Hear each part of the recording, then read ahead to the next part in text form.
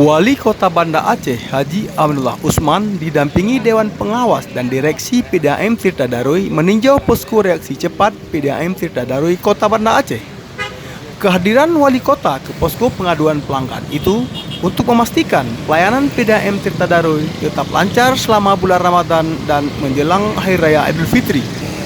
Wali Kota meminta kepada petugas posko reaksi cepat agar betul-betul memperhatikan pelayanan yang maksimal kepada pelanggan, terutama dalam menghadapi bulan Ramadan dan Hari Raya Idul Fitri.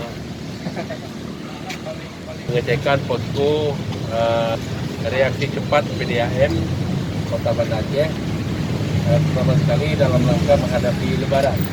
Jadi kita sudah minta kepada posko reaksi cepat ini benar-benar dalam Lebaran ini bisa terlayani air dengan baik.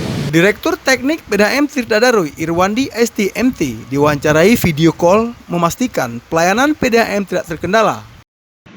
Kami sangat senang dan termotivasi dengan kunjungan Bapak Wali Kota Banda Aceh ke posko reaksi cepat. Meskipun dalam beberapa hari terakhir curah hujan dan banjir telah mengakibatkan kekeruhan air yang sangat tinggi, mantan Kepala Bagian Produksi PDAM Tirta Daruy ini berjanji akan melakukan berbagai upaya untuk melancarkan air kepada pelanggan. Memang akhir-akhir ini kita bermasalah dengan air baku, di mana air baku kita kekeruhan yang sangat tinggi. Hal ini disebabkan oleh intensitas hujan di Kota Banda Aceh dan Aceh Besar tinggi, sehingga terpaksa PDAM Tirta Daruy menurunkan produksi dan distribusi sebesar 30%.